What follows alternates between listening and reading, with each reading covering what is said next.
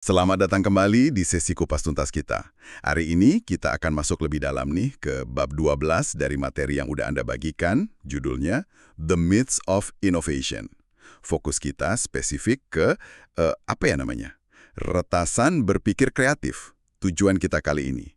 Ya simpel aja sih, memberikan Anda beberapa taktik praktis. Semacam jalan pintas, gitulah ya, buat nyalain lagi percikan kreatif Anda. Kita semua kan punya potensi itu. Tapi, ya seringkali rutinitas, aturan main sehari-hari, malah bikin padam. Iya nggak sih? Betul sekali. Bab ini tuh menekankan banget kalau kreativitas itu bukan bakat magis atau cuma buat segelintir orang aja. Ini lebih ke pola pikir, terus serangkaian tindakan yang, kata sumber ini ya, bisa kok dipelajari, bisa dilatih sama siapa aja. Nah, kita bakal coba telusuri nih gimana caranya, berdasarkan yang ada di bab ini. Oke, sip. Mari kita bompeng satu-satu. Langkah pertama nih, yang disaranin bab ini kedengarannya agak provokatif ya. Bunuh romantisme kreatif. Maksudnya gimana tuh? Apa kita harus lupain gitu cerita apel jatuh ke kepala Newton atau Archimedes teriak Eureka gitu? Katanya sih kreativitas itu jauh lebih membumi ya. Persis.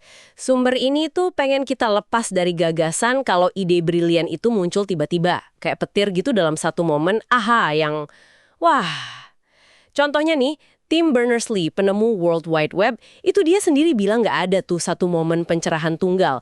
Prosesnya lebih kayak nambah dikit-dikit, atau dia bilangnya akresi. Jadi idenya tumbuh selapis demi selapis, nggak langsung jadi utuh gitu. Oke. Jadi bukannya pasif nunggu ilham, kita malah harus lebih proaktif ya. Dan kayaknya nih, inti dari proaktif ini ada di definisi yang simple tapi kuat banget. Ide itu kombinasi dari ide-ide lain. Wah, ini langsung mengubah cara pandang kita ya. Dari nunggu jadi mencari. Betul banget. Bab ini pakai analogi masak yang bagus deh. Koki hebat itu kan pada dasarnya ngapain sih? Mereka ambil bahan yang udah ada, tepung, telur, gula, rempah, terus digabungin dengan cara baru jadi masakan enak, atau bahkan yang belum pernah ada. Mereka ngelihat dunia sekitar itu kayak gudang bahan baku ide yang nggak terbatas, tinggal nunggu dikombinasiin ulang aja. Artinya nih, kalau kita lagi ngerasa buntu atau stuck, solusinya bukan diam nunggu keajaiban, tapi justru secara sadar, aktif, mulai nyari kemungkinan kombinasi baru. Dari konsep atau elemen yang udah kita tahu gitu, atau mungkin mecah masalah jadi kecil-kecil buat dilihat kombinasinya. Tepat sekali. Kuncinya yaitu mempertajam kemampuan observasi Anda. Latih diri buat ngelihat koneksi antar hal yang sekilas kayaknya nggak nyambung sama sekali. Bab 12 ini nunjukin kalau orang atau tim yang dianggap paling kreatif itu sebenarnya mereka yang paling jago nemuin, ngevaluasi dan ngeeksplorasi lebih banyak kemungkinan kombinasi dibanding orang lain. Lama-lama mereka juga jadi lebih pinter ngenalin pola kombinasi yang berhasil dan bisa diterapin lagi ke masalah lain. Jadi soal kuantitas eksplorasi dulu, baru nanti kualitasnya ngikut. Wah, itu benar-benar gubah cara pandang ya, dari bakat jadi keterampilan. Tapi, nah ini dia nih, masalahnya sering muncul kan, mungkin kita ngelihat potensi kombinasi, tapi ada rasa takut gitu buat nyoba yang aneh, atau belum pernah. Takut gagal, takut dikritik, takut kelihatan konyol. Bab ini nyebutnya inhibisi atau hambatan internal kita ya. Iya, ketakutan ini salah satu pembunuh kreativitas paling efektif loh. Kita cenderung terlalu cepat nyensor ide kita sendiri. Bahkan kadang sebelum idenya utuh, udah keburu dihakimi duluan di kepala. Khawatir sama penilaian orang, atau bahkan kritik dari diri sendiri. Sumber ini bilang, orang kreatif itu seringkali bukan berarti lebih pinter, tapi cenderung lebih berani ambil risiko. Atau paling nggak, filter nyaring idenya itu lebih longgar pas tahap awal. Nggak langsung dijudge gitu. Terus gimana dong cara ngelonggarin filter itu secara sadar? Apa perlu sedikit bantuan dari luar, kayak yang disinggung di teks soal kondisi larut malam atau abis minum dikit gitu? Kan katanya hambatan alami kita menurun tuh pas kondisi gitu. Sumbernya nyebutin soal itu sih. Iya, memang teksnya ngejelasin kenapa beberapa orang ngerasa lebih kreatif pas kamu gitu. Alasannya logis kok, inhibisi atau rem mentalnya emang lagi turun. Tapi ya tentu aja, poin utamanya bukan buat bergantung sama kondisi eksternal itu terus. Tujuannya ya belajar gimana ngendaliin rem internal itu secara sadar, kapanpun kita butuh pas kondisi normal. Jadi lebih ke melatih diri buat ngasih izin ke diri sendiri buat eksplorasi ya. Main-main sama ide tanpa langsung mikirin hasil atau ngehakimin gitu. Semacam bikin ruang aman di pikiran kita sendiri gitu. Persis. Dan ini nyambung banget sama poin penting lain dari bab 12, pentingnya lingkungan eksternal. Penting banget buat secara aktif, nyari atau malah bikin lingkungan, entah itu tempat fisik, suasana mental, atau orang-orang sekitar Anda, di mana Anda ngerasa cukup aman buat eksperimen, aman buat bikin salah, nyoba kombinasi baru, tanpa takut dihakimi. Tiap orang kan beda-beda ya pemicu rasa amannya. Ada yang butuh sepi banget, ada yang malah butuh rame, kayak di kafe. Setengah tantangannya ya nyoba-nyoba buat nemuin sarang kreatif Anda sendiri itu di mana. Oke. Jadi kita udah bahas soal geser cara pandang soal ide, pentingnya berani lawan hambatan internal, sama perlunya cari lingkungan yang pas. Tapi punya ide keren sama berani aja kan belum cukup ya buat jadiin sesuatu nyata. Bab ini terus nekenin satu elemen lagi yang penting banget. Kerja keras, ketekunan. Nah ini poin yang ditekankan banget di sumber ini. Ketekunan itu menjadi pembeda utama loh, antara yang cuma punya ide bagus sama yang beneran ngejadiin ide itu nyata. Setiap usaha kreatif, nggak peduli sekeren apapun ide awalnya, pasti deh di satu titik bakal ada kerjaan yang rasanya ya rutin, bosenin, atau susah teknisnya. Para maestro yang kita kagumi kayak Van Gogh sama ratusan lukisannya, Edison sama ribuan percobaan lampunya, Beethoven sama revisi komposisinya yang nggak kehitung, mereka semua punya dedikasi sama etos kerja yang luar biasa gila. Ini jadi ingat konsep celah antara tahu dan melakukan yang juga disebut di sumber Anda ya. Banyak yang tahu harus ngapain, tapi dikit yang beneran konsisten ngerjainnya. Tepat banget. Banyak orang punya ide fantastis, tapi mereka males atau nyerah pas harus ngerjain bagian yang kotor atau nggak kerennya itu. Kayak bikin sketsa detail yang bosenin, nulis proposal bisnis panjang, nguji prototipe bolak-balik terus gagal, dapat kritik pedes terus revisi lagi, dan lagi. Anda harus mau dan punya kemauan buat ngelewatin fase kerja keras yang sering nggak kelihatan ini. Sumber ini malah bilang gini, ide itu males, ia nggak akan ngapa-ngapain tanpa Anda kerjain. Ketekunan itu energinya lah. Nah, setelah paham fondasi mental sama etos kerjanya, sekarang kita masuk ke bagian yang paling ditunggu nih kayaknya, yaitu retasan atau hacks praktis buat micu dan ngelola proses berpikir kreatif dari bab 12 ini. Yang pertama, dan kayaknya paling dasar ya, buat jurnal ide. Yap, ini langkah taktis yang direkomendasiin banget. Intinya gini, catat semua ide, pikiran, pertanyaan, atau observasi menarik yang muncul di kepala Anda. Nggak peduli sekecil apa, seaneh apa, atau sebelum matang apa idenya. Jangan disensor di tahap ini. Anggap aja jurnal ini, bisa buku, bisa aplikasi notes di HP, apa aja, itu ruang aman pribadi Anda buat nangkep percikan-percikan pikiran. Manfaat jangka panjangnya apa nih selain cuma nyatet? Apa bisa bantu ngenalin pola atau jadi sumber inspirasi nanti gitu? Tentu aja. Dengan nyatet rutin, Anda mungkin mulai ngenalin pola. Kapan sih biasanya dapat ide bagus? Di lingkungan kayak gimana? Abis ngapain? Ini bisa bantu Anda nyiptain kondisi yang lebih kondusif buat kreativitas Anda ke depannya. Dan iya, pas lagi buntu, jurnal ini bisa jadi tambang emas. Buka lagi catatan lama, siapa tahu ada ide yang dulu kayaknya nggak relevan, sekarang tiba-tiba bisa nyambung sama masalah yang lagi dihadapi. Kayak kata Ted Hoff, salah satu penemu mikroprosesor itu, jangan nunggu terobosan gede terus, kerjain aja hal-hal kecil, kalau nemu yang kayaknya oke, lanjutin. Nah, jurnal ini bantu Anda ngelacak dan ingat hal-hal kecil yang oke itu. Menarik. Retasan kedua nih, berpikir seperti pelancong. Ini kayak latihan mental ya. Gimana cara kerjanya? Ini teknik buat ngelawan kebiasaan sama asumsi kita. Idenya tuh, hadapi hal-hal yang udah biasa banget buat Anda, lingkungan kerja, rutinitas harian, produk yang sering dipakai, seolah-olah Anda baru pertama kali lihat. Kayak turis di negeri asing gitulah. Tanya pertanyaan-pertanyaan paling dasar yang mungkin ditanyain orang luar. Kenapa sih ini dilakuin kayak gini? Tujuan sebenarnya benda ini apa? Gimana kalau ini nggak ada? Jadi tujuannya biar ngelihat pakai mata baru gitu ya. Terus mempertanyakan hal-hal yang udah kita anggap biasa aja atau otomatis. Tepat. Kebiasaan itu bikin kita buta sama banyak hal.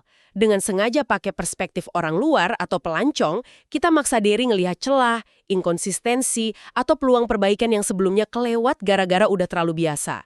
Ini cara murah meriah buat dapat sudut pandang baru tanpa harus beneran pergi jauh. Oke, masuk akal. Retasan berikutnya kedengarannya agak aneh nih. Inversi, membalikkan masalah. Gimana caranya ini bisa bantu nemu solusi? Ini teknik yang seringkali hasilnya ngejutin loh. Kalau Anda lagi buntu nih, nyoba capek tujuan X misalnya, bikin presentasi paling efektif, coba deh balik masalahnya. Luangin waktu bentar buat mikirin cara mencapai kebalikan dari X, misalnya gimana cara bikin presentasi yang paling nggak efektif, paling bosenin, paling gagal total. Hah, kok malah mikirin gagal? Kayak buang waktu atau jadi pesimis gitu nggak sih?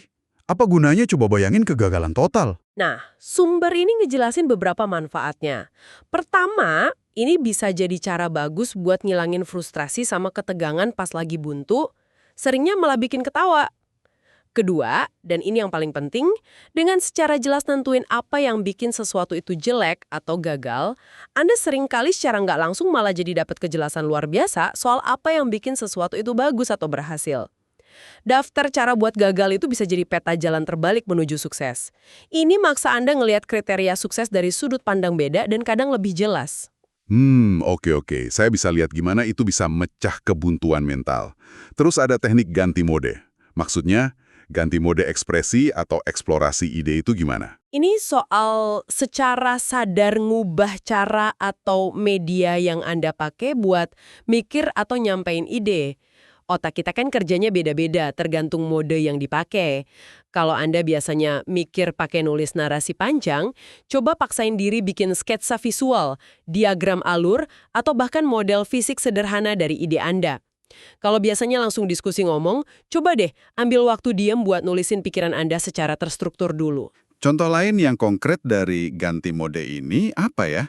Dan kenapa ini efektif menurut sumbernya? Contoh lain yang bagus itu nyoba jelasin ide atau masalah rumit Anda ke orang yang latar belakangnya beda banget. Coba jelasin ke anak kecil deh. Ini bakal maksa Anda nyederhanain konsep ke intinya dan pakai analogi yang jelas. Proses ini sendiri bisa bikin Anda dapat pemahaman baru loh. Atau sebaliknya, coba jelasin ke ahli di bidang yang sama sekali nggak nyambung. Pertanyaan-pertanyaan polos atau dari sudut pandang ilmu mereka yang beda, itu bisa micu koneksi atau asumsi tersembunyi yang nggak pernah Anda sadari. Ganti mode ini intinya kayak ngocok otak Anda biar ngelihat dari jalur yang beda aja. Wah, menarik nih. Berikutnya saran yang agak unik ya. Mungkin nggak kepikiran sama banyak orang. Ikut kelas komedi improvisasi. Apa hubungannya kelas improv sama kreativitas buat kerjaan atau proyek pribadi? Hubungannya ternyata erat banget loh menurut bab 12 ini. Kelas improv itu kayak gym buat ngelatih beberapa otot mental inti yang penting buat kreativitas. Pertama, improv ngelatih kemampuan memperhatikan secara detail apa yang lagi terjadi di sekitar Anda dan apa kata atau tindakan orang lain.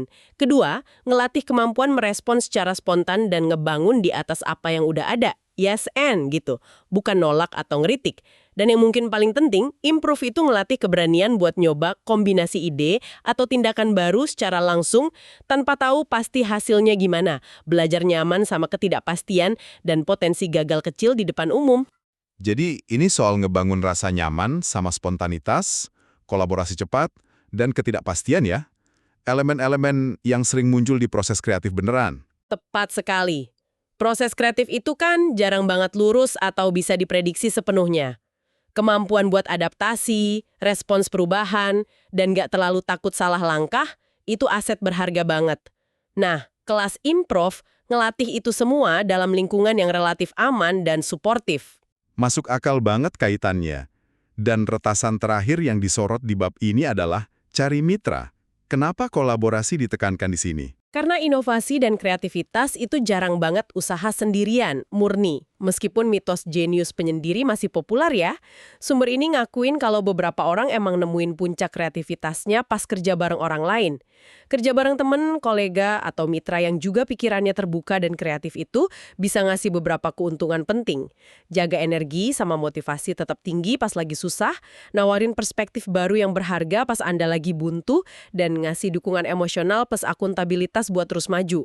Milih mitra yang pas, yang bisa ngelengkapin kelebihan dan kekurangan Anda, itu bisa jadi pengganda kekuatan kreatif. Jadi, kalau kita coba rangkum nih, pesan utama dari bab 12 ini, kayaknya ada peta jalan yang cukup jelas ya buat ngebuka potensi kreatif kita. Pertama, ubah cara pandang. Lihat ide sebagai kombinasi baru dari yang udah ada. Kedua, kembangin keberanian. Lawan rasa takut dan hambatan internal. Cari lingkungan yang dukung.